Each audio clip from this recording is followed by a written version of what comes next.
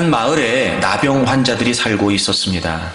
예수님께서 그 마을에 들어가시게 되고 예수님을 알아보고 도움을 요청했던 10명의 나병 환자들을 향해 예수님께서는 제사장에게 가서 몸을 보이라, 즉 그들의 몸을 치유하실 것이라고 말씀하십니다. 그들은 가다가 깨끗함을 받게 됩니다. 그리고 그 중에 한 사람, 오늘 본문이 사마리아인이라고 기록하고 있는 바로 그 한 사람은 예수님께서 다시 돌아와서 감사를 표현하게 됩니다. 10명의 나병 환자가 고침을 받았는데 그 중에 사마리아인 한 사람이 예수님께로 돌아와 감사를 하지요. 그의 감사를 받으셨던 예수님의 반응이 두 가지로 나타나게 됩니다. 여러분 17절을 보시면 예수께서 대답하여 이르시되 10사람이 다 깨끗함을 받지 아니하였느냐? 그 9은 어디 있느냐? 한 사람이 돌아와서 예수님에게 감사를 합니다. 그 감사하는 사람에게 주님이 말씀하십니다. 10사람이 다, 너희들이 다 깨끗함을 받았는데 9은 어디 갔느냐? 이렇게 말씀하시네요. 그런 걸 보면 주님께서는 깨끗함을 받은 그들 모두가 주님께로 돌아와 감사하기를 기대하셨는지도 모릅니다. 그런데 한 명은 와서 감사하는데 9명은 그렇게 하지 않은 것 때문에 혹시나 주님이 섭섭해 하시는 건 아닐까. 첫 번째, 나머지 감사하러 오지 않은 9명에 대한 표현을 언급하십니다. 그리고 18절, 이 이방인 외에는 하나님께 영광을 돌리러 돌아온 자가 없느냐? 이렇게 말씀하세요. 다시 말하면 사마리아인, 사마리아인이었음에도 불구하고 하나님께 영광을 돌리러 왔다고 주님이 말씀하시는 걸 보면 지금 다시 돌아와서 주님께 감사를 표현하고 있는 이 사마리아인의 감사를 주님이 기쁘게 받으셨다는 거예요. 정말 그 감사가 하나님을 영화롭게 하는 진정한 감사였다는 사실을 주님이 지금 인정하고 계시는 거죠. 그리고 19절에 그에게 이르시되 일어나 가라, 내 믿음이 너를 구원하였느니라. 여러분, 그뿐만이 아니라 그가 예수님께 돌아와 감사했던 그 표현을 주님은 지금 믿음으로 인정하시는 거예요. 여러분, 우리는 알고 있습니다. 믿음으로 구원받는다는 걸 말이죠. 그러니까 지금 예수님께서는 다시 돌아와서 예수님에게 감사하고 있는 그 사마리아인에게 믿음이 있음을 보셨던 겁니다. 그리고 그의 감사를 받으시고 그의 감사를 기쁘게 믿음으로 받아주셨다는 겁니다. 그러므로 오늘 본문을 통해 우리는 먼저 하나님은 정말 우리가 감사하기를 원하신다 알 수 있는 겁니다. 한 명이 분명히 돌아와서 감사를 했음에도 불구하고 감사하지 않은 9명에 관해 언급하시는 걸 보면 여러분, 하나님은 우리가 늘 감사하기를 원하시는 거예요. 우리가 감사하는 걸 기뻐하시는 겁니다. 반대로 우리가 감사할 일을 감사하지 않으면 혹은 우리가 진정으로 감사하지 않으면 그건 하나님의 마음을 서운하게 하는 걸 수도 있겠다, 이렇게 생각할 수 있습니다. 또 하나, 우리 오늘 본문을 통해서 이 사마리아인의 감사를 통해 주님이 기뻐하시고 그게 정말 하나님을 영화롭게 한 것이라고 인정하신 걸 보게 되면 여러분, 오늘 이 사마리아인의 감사를 우리는 배워야 될 필요도 있습니다. 진짜 감사예요. 진짜 감사. 하나님이 받으실 만한, 하나님이 인정하시는, 그래서 하나님이 기뻐하셨고 무엇보다 그의 감사를 믿음이라고 인정하신 걸 보면 여러분, 우리는 오늘 본문을 통해 이 사마리아인의 감사를 배울 필요도 있습니다. 물론 우리는 늘 감사한다고 말합니다. 또 감사한다고 때론 여러분 우리가 표현을 하기도 합니다. 하지만 정말 중요한 건 여러분, 우리의 감사를 받으시는 상대 하나님께서 과연 우리의 감사를 이렇게 인정하시냐는 거죠. 그게 진짜 감사한 거예요. 그러니까 나는 감사하니까 이게 아니라 내 감사를 과연 하나님이 받으시냐 말이죠. 내 감사를 통해 하나님이 정말 영광을 받으시고 내 감사를 통해 하나님이 기뻐하시고 정말 내 감사가 주님이 인정하실 만한 믿음의 감사인지를 우리는 오늘 본문의 내용을 통해 한번 좀 배워볼 필요가 있을 것 같습니다. 이런 사실 배우면은 끝이 없는데요, 그런 걸 보니까 감사도 배워야 되나 봅니다. 한 해 동안 우리에게 베푸신 하나님의 은혜를 과연 우리가 어떻게 감사해야 될까요? 어떻게 감사하는 것이 정말 하나님이 기뻐하시는, 하나님이 받으실 만한 감사가 될까요? 여러분, 우리가 오늘 특별히 감사 예배를 드리는 이 자리에서 저는 여러분들이 하나님께 진정으로 감사할 수 있기를 바랍니다. 그리고 여러분의 감사를 또한 하나님께서 기쁘게 받으시기를 바랍니다. 그래서 오늘 이 감사를 통해 하나님이 영광을 받으시고 또 그것이 우리에게 하나님 앞에 우리의 믿음으로 여겨져 더 놀라운 은혜가 우리의 삶에 함께하기를 주의 이름으로 축복합니다. 자, 여러분, 그러면 오늘 우리는 또 어떤 감사를 배워야 될까요? 진정으로 하나님께서 기뻐 받으시는 감사는 도대체 어떤 걸까요? 첫째, 오늘 말씀을 여러분과 나누려고 하는데요, 그건 무엇보다 하나님께서 베푸신 은혜를 인정하는 겁니다. 인정하는 거예요. 자, 제가 이 얘기를 이제 좀 여러분에게 설명을 드리려고 오늘 본문의 내용을 보다 좀 자세하게 좀 살펴보려고 합니다. 11절부터 좀 보겠습니다. 예수님께서 예루살렘으로 가시던 중에 사마리아와 갈릴리 사이 한 마을을 지나가시게 됩니다. 근데 재밌는 사실은 12절에 예수님께서 그 마을에 들어가십니다. 여러분, 이 마을은 특별한 장소였습니다. 그 뒤에 보면 나병 환자 10명이 예수님을 만납니다. 그러니까 한 마을인데, 사마리아와 갈릴리 사이에 한 마을이 있었는데 그 마을은 나병 환자들이 있는 마을이었던 겁니다. 거기다가 10명의 나병 환자가 있었다는 걸 보면 아마 이 마을엔 많은 나병 환자가 있었을 것이다, 우리가 생각할 수 있습니다. 나병은 말입니다, 이 당시에 무엇보다 저주를 받은 병이라고 여겨졌습니다. 저주를 받았다, 부정하다고 여겨졌다고요. 또 하나, 이 당시에 나병은요, 전염이 된다고 생각을 했습니다. 그래서 나병에 걸리게 되면 무조건 지위 여하를 막론하고 격리해서 수용해야 했습니다. 그래서 나병에 걸리게 되면 일반 사람들과 함께 생활을 하지 못했습니다. 그래서 따로 나병에 걸린 사람들끼리 모여 사는 마을이 있었던 겁니다. 여러분, 구약에 보면 역대하에 우시야 왕이라고 하는 사람이 있는데 그 사람이 나병에 걸립니다. 왕이었어도요, 나병에 걸리니까 왕궁에 거하지를 못하고 별궁으로 가게 됩니다. 그리고 그의 아들이었던 요람이 왕궁에서 정치를 하게 돼요. 그러니까 왕이었어도 어떤 신분이었어도 상관없이 나병에 걸리게 되면 무조건 다 격리하게 되어 있었습니다. 게다가 이 병은 하나님께로부터 저주를 받은 부정한 병이라고 여겨졌기 때문에 일반 사람들과 가까이 할 수가 없었어요. 근데 여러분, 이럴 수 있잖아요. 혹시나 나병에 걸린 걸 모르고 일반 사람들이 접근해 올 수도 있단 말이에요. 그러면 나병에 걸린 사람이 자기는 아니까 자기가 소리를 지릅니다. 부정하다, 부정하다, 이렇게 소리를 질러요. 그래서 자신이 나병에 걸렸다는 사실을 모르고 접근하는 일반인들의 접근을 막아야 됐습니다. 그러니 여러분, 가족과도 떨어지고 또 그 공동체에서도 떨어져서 격리돼서 또 일반인들을 만날 때마다 자기는 나병에 걸렸다고 본인이 스스로 부정하다고 소리를 질러가며, 그렇게 여러분 모든 사람들로부터 소외가 되고 격리가 되어야 되는 병이 바로 나병이었습니다. 어떻게 보면 여러분, 나병에 걸렸다는 것보다 더 힘든 일이 뭐냐면 이렇게 소외되고 외롭게 살아야 된다는 거였을지도 모르죠. 게다가 여러분, 저주받은 존재로 낙인이 찍히는 겁니다. 저 저주받은, 이렇게 말이죠. 그러니 얼마나 이 나병에 걸린 사람들의 인생이 외롭고 고통스러웠겠습니까? 누가 찾아오지도 않습니다. 누가 돌보지도 않습니다. 가까이 접근할 수가 없기 때문에 그 누구도 그들에게 관심을 기울이지 않습니다. 그런데 예수님이 그 마을에 들어오시는 겁니다. 그러니 여러분, 얼마나 그들에게는 이게 기쁜 일이고 얼마나 그들에게는 이게 반가운 일이었겠습니까? 아마 모르긴 몰라도 일반인 누군가가 자신들의 마을에 들어온다라고 하는 이 사실은요, 그들에게 굉장한 은혜라고 여겨졌을 겁니다.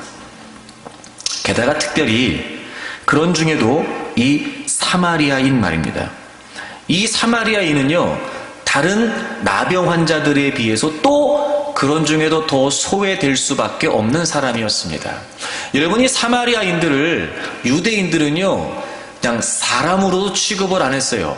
상종조차 하지를 않았고요. 오히려 이방인들보다 더 나쁜 사람들로, 나쁜 존재로 여겼습니다.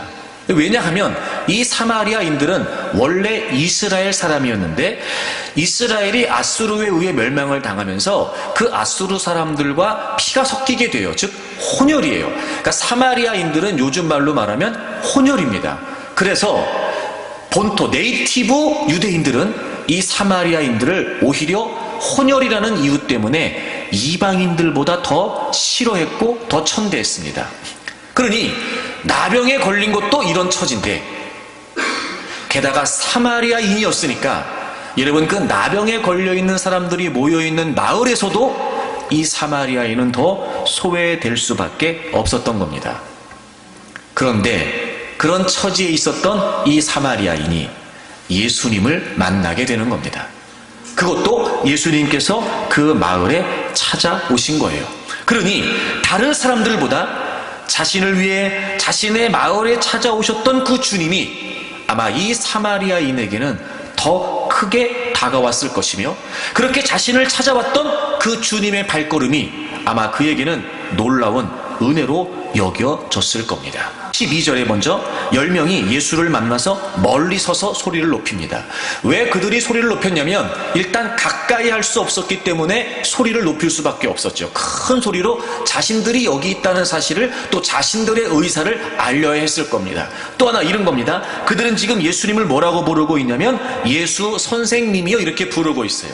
여러분이 선생님이라고 하는 단어가 우리나라는 그냥 다 선생님인데 헬라어는 용법이 달라요. 특별히 여기에서 예수 선생님이라고 했던 이 선생님이라고 하는 단어는 일반 사람들이 부르는 선생님이라고 하는 호칭이 아니라 제자들이 예수님을 부를 때 썼던 호칭이었어요. 그러니까 이 호칭을 통해 우리가 뭘 알 수 있냐면 지금 이 10명의 나병 환자들은 이미도 예수님이 어떤 분이신지에 관해 들어서 알고 있었던 겁니다. 병을 고치시고 또 하나님의 나라의 복음을 선포하시고 이렇게 예수님의 명성, 예수님의 소문을 이미 듣고 예수님이 어떤 분이신지를 알고 있었던 거예요. 그러니까 이들이 지금 소리를 높여서 예수님을 찾는 이유는 뭐냐면 적어도 우리가 알고 있는, 우리가 들어서 알고 있는 그런 예수님이라면 분명히 이분이 우리를 고쳐주실 수 있을 것이다 라고 하는 마음이 담겨져 있어서 그들은 지금 소리를 지르는 거예요. 근데 여러분 그렇다네요.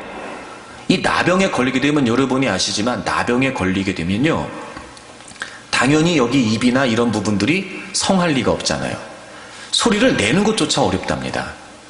그러니까 이 사람들이 지금 소리를 지른다는 건 일반인들이 소리를 지르는 개념으로 생각하면 안 되는 거예요. 그럼에도 불구하고 예수님이 어떤 분이신지 알았기 때문에 애절한 마음을 담아서 큰 소리로 소리를 높인 거예요. 아마 졸면서 하진 않았을 거예요. 분명히 막 소리를 높여서. 그래서 멀리 계시는 그 예수님을 어떻게 해서든지 자신들에게 다가오게 하기 위해서 지금 이들은 소리를 높여서 그리고 자신들이 예수님으로부터 고침받을 수 있다라고 하는 애절한 마음을 담아서 지금 예수님에게 소리를 지르고 있었던 겁니다. 그리고 놀라운 일이 벌어집니다. 예수님이 가던 발걸음을 멈추십니다. 그리고 여러분 14절 보세요. 그들을 보시고 말씀하십니다. 아무도 자신들을 봐주지 않았습니다. 아무도 자신들의 이야기를 들어주지 않았습니다. 이 사마리아인이 느꼈던 외로움과 소외됨은 더 컸을 겁니다. 그런데 아니 예수님이 자신들의 소리를 들으시고 지금 가까이 다가오신 거예요. 그리고 보시고 그들에게 말씀을 전해주십니다. 가닥 제사장들에게 너희 몸을 보이라는 겁니다. 이 당시에 제사장들은요 나병의 판별 유무를 가렸습니다. 몸에 종기가 난다든지 상처가 났을 때 혹시라도 나병이 의심되면 제사장에게 가서 몸을 보입니다. 제사장이 확인을 합니다. 나병이다. 그러면 나병입니다. 고칠 때도 마찬가지입니다. 회복이 되는 것도 마찬가지입니다. 본인들이 알아서 결정할 수 없었습니다. 내가 생각해서 나병에다 고쳐진 것 같다 그러면 제일 먼저 제사장에게 가서 몸을 보입니다. 그 제사장이 몸을 살피고 당신은 이제 나병에서 고쳤습니다 라고 제사장이 인정을 해야 그 이제 다시 가정으로 돌아갈 수가 있었습니다. 그러니까 주님이 지금 말씀하시는 건 제사장들에게 가서 너희 몸을 보여라 라고 말씀하시는 건 너희들이 치료를 받을 수 있다 이렇게 얘기하시는 거죠. 고침받을 것이다 이렇게 말씀하신 거예요. 아무도 돌아보지 않는 사람이었습니다. 나병에 걸려서 나병 환자들끼리 모여 사는 그곳에서도 소외받는 사람이었습니다. 근데 자신의 소리를 들으십니다. 그리고 자신에게 다가오십니다. 그리고 자신에게 말씀해 주십니다. 자기가 원했고 자기가 간절히 부르짖었던 것에 관해 예수님은 응답해 주신 겁니다. 그러니 가다가 예수님의 말씀대로 가다가 몸을 고침받고 이 사마리아인은 자신에게 베풀으신 하나님의 은혜가 얼마나 컸는지를 그가 깨닫게 된 거예요. 우리가 주목해야 될 사실은, 그리고 그가 15절에 보시면 그 중에 한 사람, 즉 사마리아인이 자기가 나은 것을 보고 큰 소리로 하나님께 영광을 돌리며 감사했습니다. 큰 소리로. 영어성 찾아보니까 in a loud voice라고 되어 있어요. 큰 소리로. 그런데 여러분 13절을 보시겠습니까? 소리를 높여 이르되 예수 선생님이 우리를 불쌍히 여기소서 하거늘. 여기도 동일하게 영어성 찾아보니까 in a loud voice예요. 큰 소리로. 자, 여러분 보세요. 자신에게 다가온 예수님이 감사했습니다. 그리고 예수님이 자신을 고칠 수 있다는 마음 때문에 큰 소리로 구했습니다. 큰 소리로 자기를 좀 고쳐달라고 그랬어요. 가다가 고침을 받았습니다. 그게 얼마나 감사했던지 큰 소리로 부르짖었던 그가, 큰 소리로 원했던 그가 큰 소리로 감사하는 겁니다. 지금 애절한 소리로 부르짖었습니다. 그가 애절한 소리로 와서 감사하는 겁니다. 크게 원했던 그가 은혜를 받고 고침을 받고 동일하게 크게 원했던 만큼, 간절하게 기대했던 만큼 그 큰 소리로 지금 하나님께 감사하고 있는 겁니다.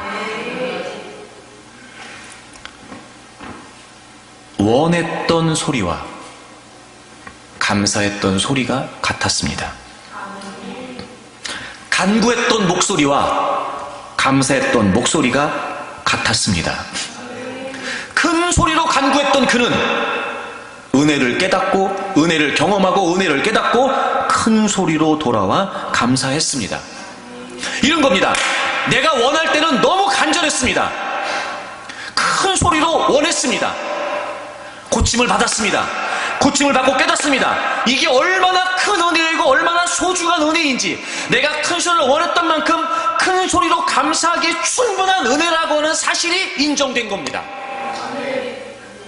그리고 그는 돌아와서 예수님, 제가 이만큼 원했는데요, 제가 은혜를 경험하고 나니까 정말 이만큼이군요.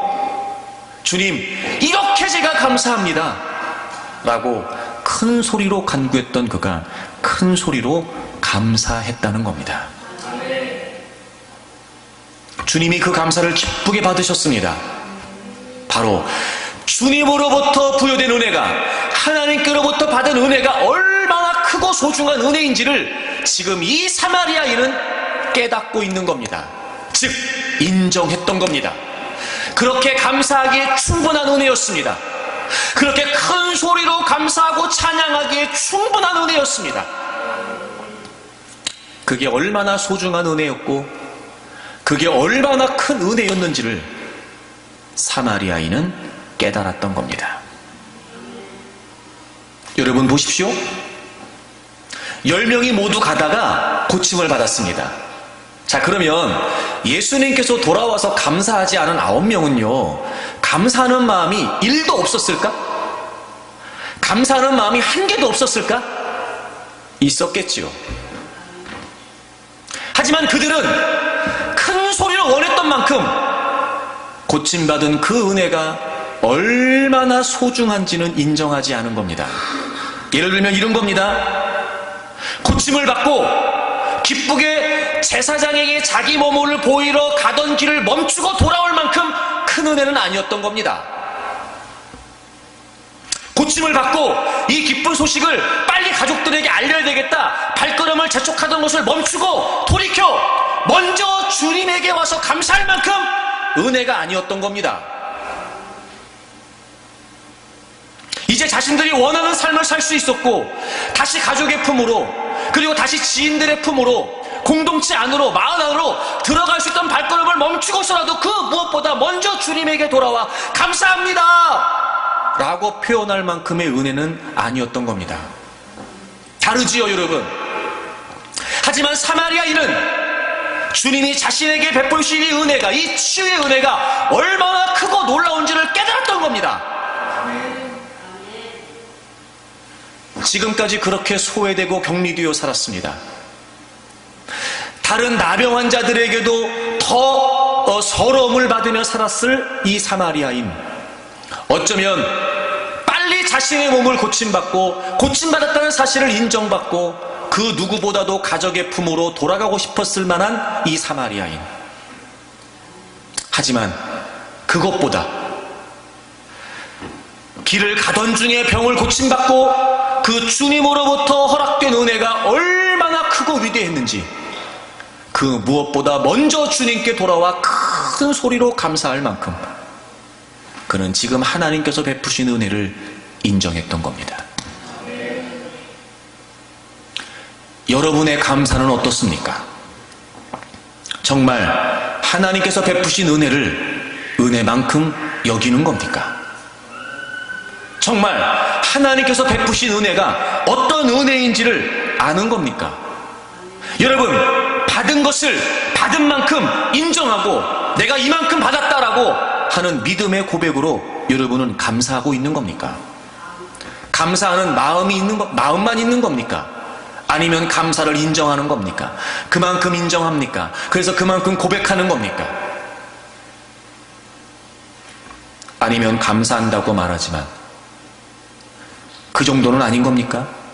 그만큼까지는 아닌 겁니까? 그럼 하나님께서 베푸신 은혜를 여러분 인정하고 있는 겁니까? 과연 우리의 감사는 어떠합니까?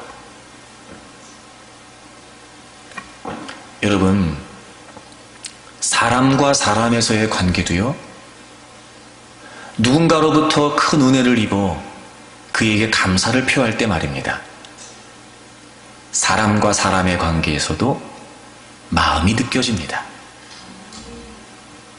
정말 감사해서 감사하는 건지, 정말 그로부터 받은 그 호의가 이만큼이다 라고 인정하고 감사를 하는 건지, 아니면 그렇게까지는 아닌데 체면상 또는 어떤 그런 얽혀있는 관계 때문에라도 감사를 표현하진 않을 수 없을 것 같고, 그러니 그저 형식적인 선에서 이 정도면 그래도 상식 수준이다, 그래서 적당히 감사할 때 말입니다, 압니다, 여러분.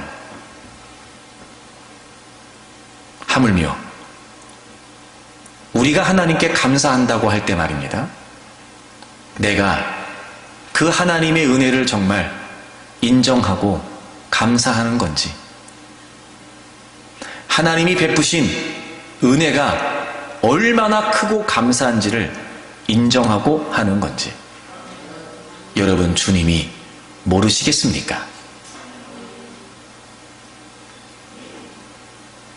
그러므로 하나님이 받으시는 감사는 하나님께서 베푸신 은혜를 인정하는 거예요. 제가 왜 이걸 강조하냐면요, 이런 생각 때문에 그렇습니다. 그러면 왜 우리는 받은 만큼 감사가 안 되는 걸까요? 다시, 그럼 왜 우리는 진정한 감사가 안 되는 걸까요? 그만큼 받았다라고 하는 사실을 깨닫지 못하는 거예요. 다시 말하면 하나님이 내게 베풀어 주신 은혜가 얼마나 소중하고 귀한 은혜인지를 우리가 모르는 거예요. 그래서 그만큼 감사가 안 되는 거예요. 여러분, 어찌 보면 이건 굉장히 심각한 문제입니다. 은혜를 은혜로 여기질 못하는 거예요. 내게 베푸신 하나님의 은혜가 얼마나 큰지를 내가 인정을 못하는 거예요. 그러니까 어떤 사람은 그 은혜에 그만큼 감사하지만 어떤 사람은 그 은혜에 뭘 그렇게까지, 그래 감사하긴 한데 그 정도는 아니야. 사실 여러분, 우리는 내가 그냥 감사하면 다 된다고 생각할지 모르지만 잘 생각해 보세요. 우리가 감사할 때마다요, 우리의 마음속에 계속 생각이 되는 거예요. 이 정도, 이만큼, 요 정도, 요만큼. 우리는요, 하나님이 내게 베푸신 은혜, 내가 받은 은혜가 얼마나 소중한 은혜인지를 모르는 거예요. 마치 가다가 병을 고침받아서 9명의 다른 환자들 또한 감사하는 마음이 없지 않았을 것이라고 여겨지는 것처럼 우리도 그렇게 하고 있는지 모르죠. 얼마든지 말할 수 있습니다. 난 감사했는데? 나도 감사했어. 나 감사했는데 난. 하지만 여러분, 주님은 9명 어디 갔냐는 거예요. 하지만 여러분, 주님은 다시 돌아와 큰 소리로 감사한 이 사마리아인의 감사를 받으셨던 겁니다. 과연 여러분의 감사는 어떻습니까? 여러분, 다른 건 몰라도요, 저주받은 병, 부정하다고 여겨졌던 병, 그래서 나병에 걸린 사람들은 무조건 격리됐고 따로 떨어져 살아야 돼서 그 누구도 돌아보지 않았던 이 상태. 여러분, 우리가 예수 그리스도를 만나기 이전에 그런 존재였어요. 죄와 저주와 멸망 가운데. 여러분, 우리가 예수 그리스도 안에서 구원받기 이전의 상황을 여러분은 어떻게 이해하시는지 모르겠지만, 예수 그리스도를 만나기 이전의 우리의 모습은요, 0.000000001% 정말 그 어떤 조금의 가능성도 없는 완벽한 저주였어요. 완벽한 파멸이었습니다. 게다가 우리는 우리의 죄를 해결할 수 있는 방법이 없었기 때문에 도무지 우리의 그 어떤 수고와 노력으로도 헤어나올 수 없는 완전한 사망 그 자체였습니다. 그렇게 버려진 존재, 그렇게 저주받은 존재, 그렇게 죄악의 구렁텅이에 있었던 존재가 바로 우리였단 말이에요. 로마 3장 23절. 모든 사람이 죄를 범하였음에 하나님의 영광에 이르지 못하더니. 모든 사람, 어느 시대, 지위 고하, 어떤 소속 신분, 그 모든 걸 다 통틀어서 누구도 예외 없이 다 우리는 죄를 범한 죄인의 신분의 상태였다는 거예요. 여러분, 우리가 죄인이라고 하는 말은요, 단순히 우리가 교리적으로 머리로 난 죄인이다 이런 차원의 문제가 아니라, 이 죄인이라고 하는 것을요, 우리는 상태로 이해해야 돼요. 상태로. 다른 성경에 보게 되면 누구도 예외 없이 죄인 된 상태다라고 하는 이 표현을 다른 성경에 보게 되면 이런 표현이 나오죠. 죄에게 종노릇하고 있었다. 여러분, 우리가 어떤 상태였는지 아십니까? 우리가 죄에게 종노릇하고 있었다고요. 또 다른 표현, 사단의 권세 아래에 있었습니다. 여러분, 우리는요, 죄인을 어떻게 이해해요? 내가 죄인이었다, 이걸 어떻게 이해하는 거냐면요, 단순히 무슨 도덕적으로 윤리적으로 죄를 졌다 뭐 이런 차원의 문제가 아니고, 우리가 죄인이라는 건 어떤 상태냐면 사단의 지배를 받고 있었단 말이에요. 사단의 지배를. 우리가 더 기가 막힌 건 뭔지 아십니까? 우리의 죄 때문에 하나님과의 관계가 끊어지고 우리가 하나님과 원수되었다, 이런 표현도 있고, 이런 표현도 있습니다. 하나님의 생명에서 떠났다, 이런 표현도 있습니다. 그러니까 성경이 우리에게 모든 사람이 죄를 범했다라고 말하는 이 죄인이라고 하는 표현은 상태를 의미하는 거예요. 상태. 모든 사람이 죄인이었다고요. 모든 사람이. 특별히 오늘 로마 3장 23절이 우리에게 알려주고 있는 결과는 뭐냐면, 그래서 하나님의 영광에 이르지 못했답니다. 여러분이 하나님의 영광이라고 하는 표현 말입니다. 학자들마다 여러 가지 학설들이 분분한데 가장 일반적인, 가장 자연스러운 해석이 뭐냐면 이 하나님의 영광은 하나님의 형상이에요. 창세기 1장 27절에 우리 인간은 하나님의 형상대로 지어졌습니다. 여러분, 다른 피조물과 달리 우리 인간은 하나님의 형상, 하나님으로부터 하나님의 형상을 부여받았어요. 그래서 우리 인간에게 주어진 가장 큰 축복이 뭐냐? 우리가 하나님과 교제할 수 있단 말이에요. 교제. 그런데 우리의 죄 때문에 우리는 하나님의 형상이 깨어졌어요. 하나님의 영광이 이루지 못하게 됐습니다. 하나님과의 관계가 단절됐어요. 그 하나님의 영광에, 그 하나님의 교제에, 그 하나님의 형상에 참여하지 못했습니다. 그런데 23절을 보세요. 곧 예수 그리스도를 믿음으로 말미암아 모든 믿는 자에게 미치는 하나님의 의인이 차별이 없느니라. 놀라운 일이 벌어집니다. 예수 그리스도를 믿음으로 말미암아 하나님의 은혜가 주어져요.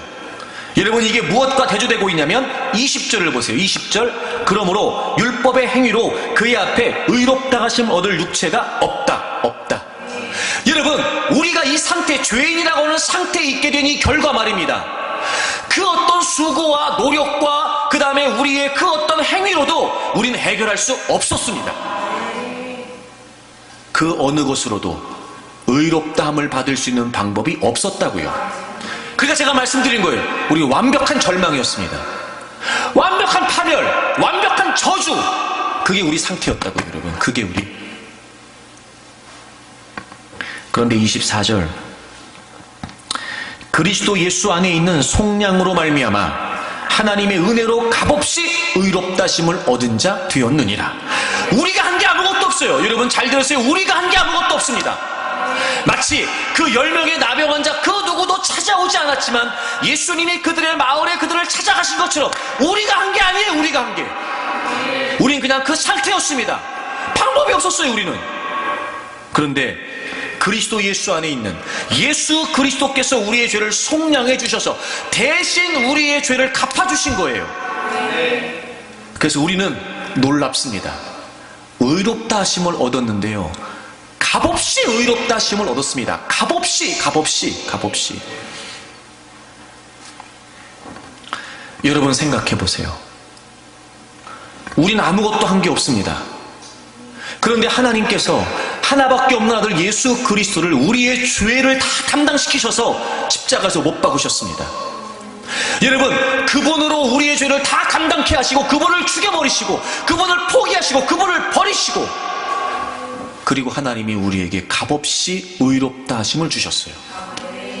그 상태에서 우리를 건져주셨다고요.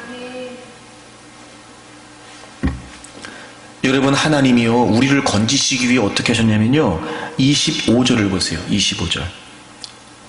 이 예수를 하나님이 그의 피로써 믿음으로 말미암는 화목제물로 세우셨으니, 그 다음 보세요. 이는 하나님께서 길이 참으시는 중에 전에 지은 죄를 간과하심으로 자기의 의로우심을 나타내려 하심이니라. 하나님께서 길이 참으시는 중에 전에 지은 죄를 간과하심으로. 여러분, 이 말은 죄를 그냥 대충 덮어서 넘어간다 이런 의미가 아니라, 하나님은 완전한 속죄의 제물이신 예수 그리스도께서 우리의 죄를 다 담당해 주실 때까지 여러분 우리의 죄를 참고 기다리고 계셨던 거예요. 하나님은 공의로운 분이십니다. 그런 하나님이 굳이 우리를 건지실 이유가 없습니다. 그런데 우리의 그 모든 더럽고 추악한 죄를 주님이 참으시는 겁니다. 주님이 기다리신 겁니다. 그리고 예수 그리스도에게 우리의 모든 죄를 다 담당시키셨어요. 여러분, 하나님이 자신의 의로우심을 나타내시고 우리로 하여금 그 하나님의 의를 힘입어 값없이 의롭다 하심을 받게 하시기 위해 어떻게 하셨냐면 예수님을 화목 제물로 버리셨단 말이에요. 하나님이 어떤 대가를 치르셨어요? 우리와 저와 여러분을 건지시기 위해 하나님이 어떤 대가를 치렀습니까? 공의로우신 하나님께서 죄를 참으셨다니까요. 기다리셨다니까요. 왜 기다리셨지요? 왜 참으셨지요? 이제 예수 그리스도를 죽이시고 그리고 예수 그리스도가 완전한 속죄를 이루시기까지, 그래서 우리를 건지시기 위해 참으신 거였어요. 여러분, 이게 상상이 됩니까? 어떻게 하나님 하나밖에 없는 아들 예수 그리스도, 그 예수 그리스도와 우리의 가치가 비교가 될 수 있단 말입니까? 여러분, 하나님은요 정말 무모한 일을 하신 겁니다. 이게 그 어떤 논리로, 그 어떤 이론으로, 그 어떤 설, 이게 도대체 뭘로 설명이 되냐고요? 뭘로 여러분, 이게 이 은혜가 어떻게 예수님하고 우리하고 맞바꾸실 생각을 하시냐고요, 하나님이. 여러분, 우리는 한 게 아무것도 없습니다. 그래서 우리는 값없이 의롭다 하심을 받았어요. 하지만 하나님은요 값비싼 대가를 치렀습니다. 값비싼 대가를. 도무지 상상이 안 되죠. 도무지 이게 여러분 생각이 됩니까? 비교가 안 되니까, 이 가치가 생각이 안 되는 개념이에요. 여러분, 이거는 예수님과 우리가 바뀐다는 건 생각이 안 되는 개념이라니까요, 여러분.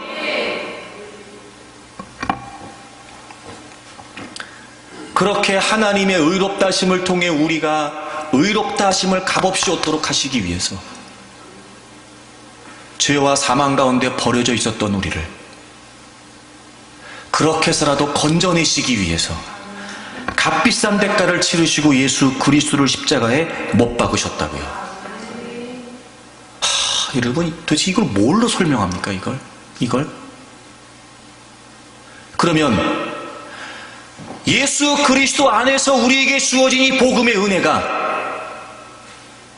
정말 여러분에게 그렇게 크고 위대하게 깨달아지고 인정되는 게 맞습니까?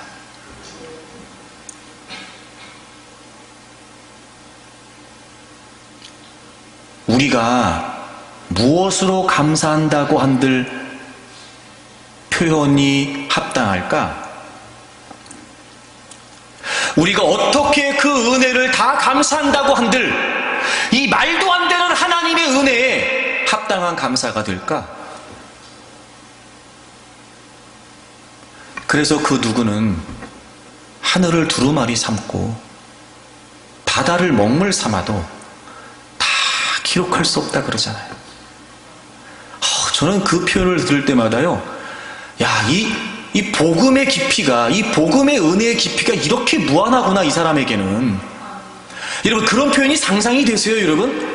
하늘을 두루마리 삼고 바다를 먹물 삼아도 다 기록할 수 없다.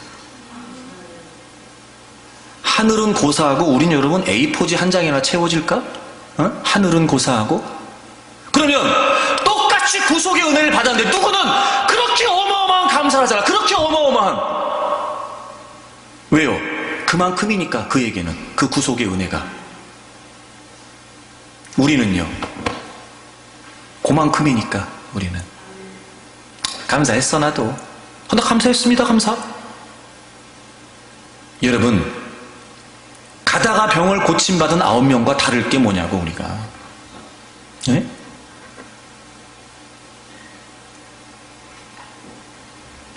게다가 여러분, 골로새 1장을 찾아보세요. 골로새서 1장을 찾아보세요.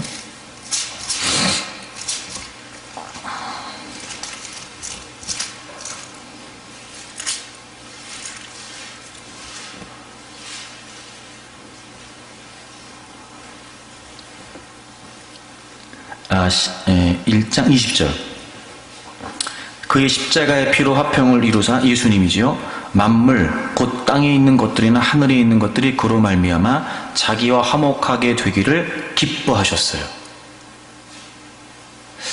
여러분, 하나님이 참으시고 또 참으시고 기다리시고, 그래서 예수 그리스도를 완전한 속죄의 제물로 삼으셔서 우리를 구원하신 이 값비싼 대가를 치르면서도요, 하나님의 마음은 어디에 있었냐면, 내가 예수를 버려야 되나?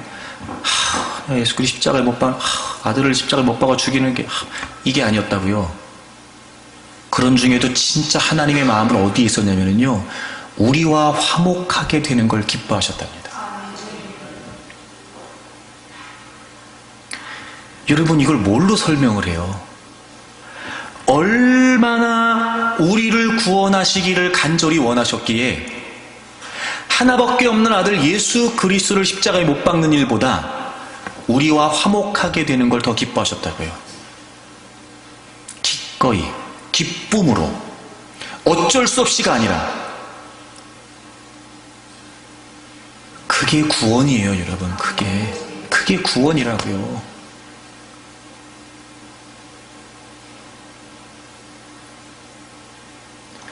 저는 가끔 그런 생각이 들어요. 한기룡이 정말 주님을 만난 게 맞을까 싶을 때 있어요. 한기룡 목사가 정말 주님을 경험한 게 맞을까 싶은 마음이 들 때가 있다고요. 성경을 읽어도 아무런 감흥이 없어요.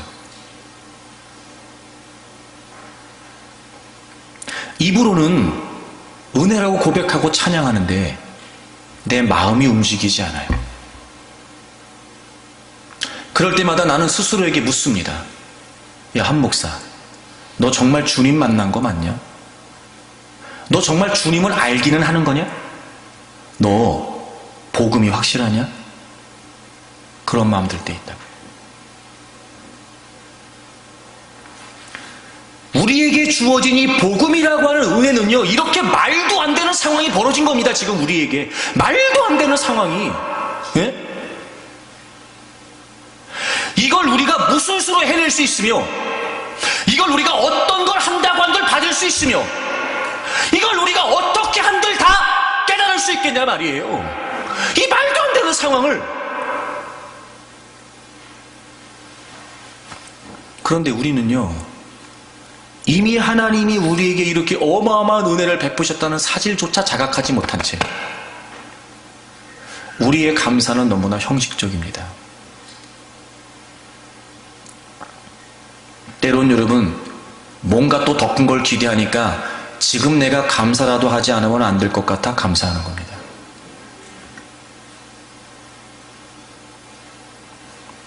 제가 늘 말씀드리지만 예수 그리스도의 십자가, 그 복음의 은혜가 희미해지는 건 변질이고 타락이에요.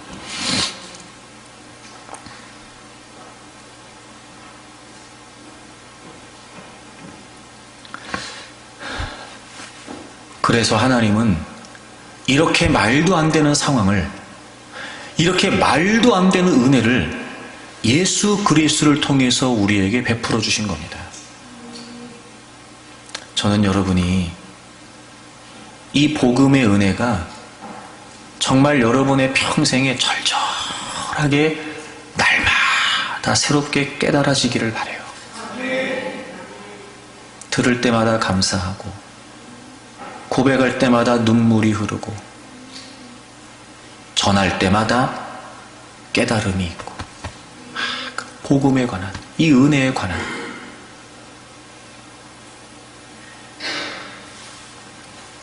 그리고 여러분, 그것만이 아니라 우리가 하나님의 형상이 회복되고 믿음으로 의롭다 하심을 받았어요. 그래서 여러분, 말도 안 되는 일이 벌어집니다. 이제 자, 로마서 8장을 가보세요.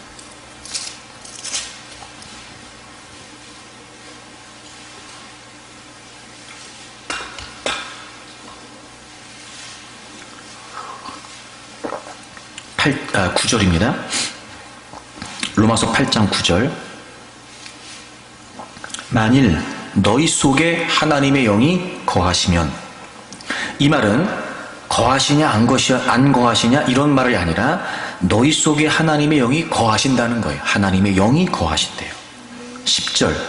그리스도께서 너희 안에 계시면. 11절. 예수를 죽은 자 가운데서 살리신 이의 영, 하나님의 영이 너희 안에 거하시면. 9절 거하시면, 10절 계시면, 11절 거하시면, 하나님의 영, 그리스도 하나님의 영, 끊임없이. 여러분, 우리가 우리의 죄를 용서받고 예수 그리스도를 통해서 이제 의롭다심을 얻었어요. 우리가 의로운 게 아니에요. 우리가 예수 그리스도께서 내 죄를 위해 죽으시고 부활하셨습니다 라고 하는 사실을 믿으면 그 믿음 때문에 우리가 의롭다심을 받았다고요, 하나님 앞에. 그리고 여러분, 정말 엄청난 결과가 주어졌어요. 하나님의 영이, 그리스도가 우리 안에 거하신대요. 우리 안에. 여러분, 하나님은요, 우리 옆에 계시는 분이 아니에요. 하나님은 우리 안에 계시다니까. 여러분, 정말 하나님이 우리 안에 거하신다는 게 확실하십니까, 여러분? 우리는요, 하나님이 우리 안에 거하시는 게 분명하지 않아요. 그리고 사실 여러분, 우리끼리 얘기지만 하나님이 우리 안에 안 계시면 좋겠다 싶을 때도 있어요. 하나님이 우리 안에 거하신다는 게 거추장스러울 때 있다고. 아이, 안 계시면 좋겠네. 그 내가 필요할 때 나타나시기만 하지 뭘 자꾸 계신다 그래. 우리 안에 거하신다. 우리같이 더럽고 우리같이 지저분하고 우리같이 부패하고 타락하고. 이야, 여러분, 그런데요, 예수 그리스도를 믿는 것 때문에 하나님이 우리 안에 거처를 삼으시고 계신다는 거예요. 우리 안에, 우리의 존재와 함께. 고린도 전서를 가보세요.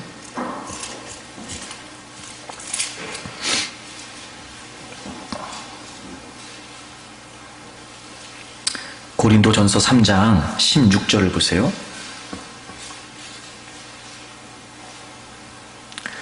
너희는, 우리 다 같이 읽어요. 16절 다 같이 읽습니다. 시작. 너희는 너희가 하나님의 성전인 것과 하나님의 성령이 너희 안에 계시는 것을 알지 못하느냐? 아멘.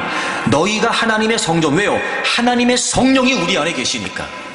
그리고 여러분, 우리가 이제 뭐가 됐냐면요, 하나님의 성령이 우리 안에 계시기 때문에 우리가 하나님의 성전이 됐답니다. 별로 기분이 안 좋으세요? 그냥 하나님은 늘 계시지 말고 그냥 내가 필요할 때마다 로봇 태권브이처럼 나타나고 독수리 요용처럼 나타나고 그러면 좋겠어? 하나님이 우리 안에 거하시. 그래서 우리가 하나님의 성전 되었단 말이에요. 자, 여러분 잘 들어보세요. 자, 하나님이 우리 안에 거하신다는 게 무슨 말일까요, 여러분? 하나님이 우리 안에 거하신다. 그 말이 바로 하나님이 우리와 함께 하신다는 거예요. 함께. 기가 막히죠, 여러분. 하나님이 어떤 분이신지 알잖아요, 여러분. 네? 그런데요, 그분이 우리와 함께 거하신다고 표현된 걸 보면 떠나지도 않으시고 우리를 버리거나 외면하지도 않으세요. 그리고 하나님은요, 우리 안에 거하시면서 우리와 함께 하신답니다. 함께. 이야.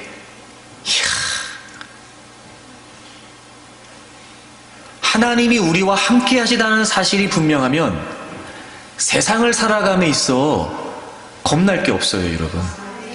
아니, 하나님이 함께 하시는데 하나님이 그러니 여러분, 겁날 건 또 뭐 있고 두려울 건 또 뭐 있냐고요. 하나님이 우리와 함께 하셔서 우리를 떠나지 않으시고, 함께 하신 하나님이 뭘 하시겠어요? 우리를 당연히 지키시고 보호하시겠죠. 여러분, 이사야서를 찾으세요.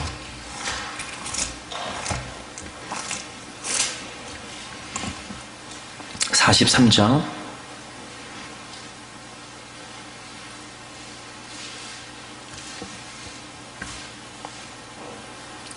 야곱아, 너를 창조하신 여호와께서 1절입니다. 지금 말씀하시느니라. 이스라엘아, 너를 지으신 이가 말씀하시느니라. 너는 두려워하지 말라. 내가 너를 구속하였고 내가 너를 지명하여 불렀나니 너는 내 것이라. 여러분, 하나님이 우리의 구원자, 하나님이 우리를 구원하셨다는 건 무슨 말이냐면요, 이제 내가 하나님의 것이 됐다는 말이에요. 하나님의 소유, 하나님 백성 됐다고요. 그래서 하나님이 우리와 함께 하세요. 2절 보세요. 내가 물 가운데로 지날 때에 내가 너와 함께 할 것이라. 강을 건널 때에 물이 너를 침몰하지 못할 것이며 내가 불 가운데로 지날 때에 타지도 아니할 것이요 불꽃이 너를 사르지도 못하리니. 여러분, 우리가 강을 건널 수도 있고 불 가운데로 지나갈 수도 있고 물 가운데로 지나갈 수도 있어요. 늘 우리의 인생이라고 하는 건 여러분 이렇게 문제의 연속이고 위기의 연속입니다. 그런데 우리가 두려워할 이유가 없어요. 왜냐하면 하나님이 우리와 함께 하신답니다. 하나님이. 여러분, 그 함께 하신 하나님의 역사가 뭐냐면요, 물이 우리를 침몰치 못하고 불꽃이 우리를 사르지 못한대요. 그럼 되는 거 아니에요? 내가 혼자 불꽃 가운데로 지나가는 게 아니라니까요. 하나님이 나와 함께 하세요. 그래서 내가 지금 불꽃 가운데 지나간다는 것만으로는 두려움일 수 있으나 하나님이 함께 하심으로 그 불꽃이 나를 사르지 못해요. 걱정할 일이 없죠. 내가 강을 건널 수도 있어요. 강을 건넌다는 건 위험일 거예요. 하지만 괜찮아요. 하나님이 나를 구원하셔서 나를 당신의 소유 삼으신 하나님께서 나와 함께 하심으로 여러분 그 물이 나를 침몰치 못한답니다. 보세요. 불꽃이 아무리 크게 일어도 파도가 아무리 거세게 불어도 괜찮아요. 하나님이 우리와 함께 하시기 때문에 그 물이 우리를 침몰하지 못하고 불꽃이 우리를 사르지 못한답니다. 그러니까 여러분 이제 불꽃 가운데 지나가는 게 아무 문제가 안 됩니다. 하나님이 나와 함께 하시니까. 그래서 시편 기자가 여러분 시편 94편 찾아보세요. 이렇게 고백을 해요. 시편 94편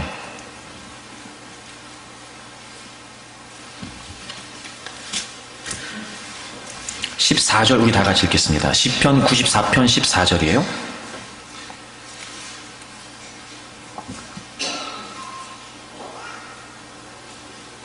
시편 94편 14절 다 같이 읽겠습니다. 시작. 여호와께서는 자기 백성을 버리지 아니하시며 자기의 소유를 외면하지 아니하시리로다. 아멘. 내가 너를 구속했다. 내가 너를 지명하여 불렀나니 너는 내 것이다. 이게 무슨 말이야? 우리가 이제 하나님 것 됐고 하나님 백성 됐어요. 근데 놀랍죠? 하나님은요 자기 백성을 버리지 않으신답니다. 제가 영어 성경 찾아보니까 이게 리젝트라고 되어 있어요. 리젝트. 거절하지 않으신다. 거부하지 않으신다고요. 하나님은요. 기가 막히죠, 여러분. 그리고 하나님이 우리를 외면하지 않으신다. 외면한다는 말은요, 저버린다 이런 뜻이에요. 내팽겨친다. 하나님이 우리를 외면하지 않으신대요. 왜요? 우리가 하나님 백성이니까. 자, 보세요, 여러분. 이렇게 생각해 보세요. 주에서 구원받았어요. 그러므로 우리가 믿음으로 의롭다 하심 받고 하나님이 우리와 함께 하세요. 우리 안에 거하세요. 그래서 하나님이 우리와 함께 하세요. 이 모든 은혜 속에, 이 모든 은혜의 결과에 우리가 한 게 뭐가 있어요? 없어요. 우리가 다달이 사용료를 냅니까? 우리가 여러분 그럴 만한 자격이 있었습니까? 없었어요. 우리가 어떤 모습이든 어떤 모양이든 어떤 위치든 상관없이 이미 하나님께서 예수 그리스도를 십자가에서 못 박아 죽이심으로 우리에게 베풀으신 우리의 의사와 상관없이 우리의 노력과 수고와 결과에 상관없이 그 어떤 것도 관련 없이 하나님이 전적으로 우리에게 베풀으신 은혜라고요, 이게. 그러면 이게 이렇게 얼마나 크고 위대하신 은혜라고 하는 사실이 깨달아지면 깨달아질수록 당연히 그만큼 감사하겠죠. 당연히. 그러니까 여러분 잘 들어보세요. 감사는 넉넉해서 하는 것도 아니고, 감사는 충분해서 하는 것도 아니고, 감사는 많아서 하는 것도 아니고, 감사는 할만해서 하는 게 아니에요. 감사는 베푸신 은혜가 인정되고 깨달아지면 가능한 거예요. 그래서 이렇게 베푸신 하나님의 은혜를 우리가 끊임없이 잊어먹지 말라고 확증해 주신 거예요. 로마서 5장을 찾으세요.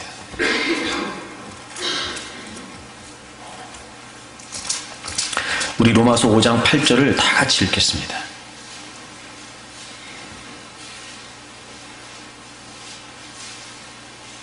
로마서 5장 8절입니다. 로마서 5장 8절 우리 다 같이 읽겠습니다. 우리가 아직 죄인 되었을 때에 그리스도께서 우리를 위하여 죽으심으로 하나님께서 우리에 대한 자기의 사랑을 확증하셨느니라. 아멘. 우리가 아직 죄인 되었을 때에, 그 위에 보면 연약할 때에, 경건하지 않을 때에, 우리가 아직 죄인 되었으니까 우리를 받을 자격이 없었다고. 여러분이 받을 자격이, 우리가 뭘 해서가 아니었다고. 여러분 기억하십시오. 우리가 먼저 하나님께 뭘 한 게 아니에요. 하나님이 우리에게 먼저 베푸신 겁니다. 우리가 하나님을 찾은 게 아니에요. 하나님이 우리를 찾아주신 거예요. 그래서 다른 종교는 다 구도의 종교죠. 구도. 신을 찾아갑니다. 하지만 여러분, 우리 기독교는 구도가 아니에요. 계시예요. 하나님이 먼저 우리에게 찾아와 주셨단 말이에요. 우린 죄인이었어요. 하나님께 나아갈 수가 없었다니까요, 여러분. 하나님 앞에 나설 수 있는 자격이 없었어요, 우리는요. 그런데 우리가 죄인 되었을 때 그리스도께서 우리를 위하여 죽으심으로, 왜 죽으셨어요? 하나님이 그렇게 하셨어요.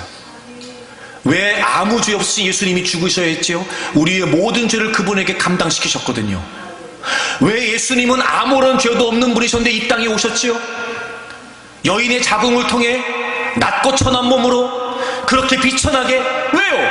하나님이 우리 대신 예수님을 죽이려고 했으니까요.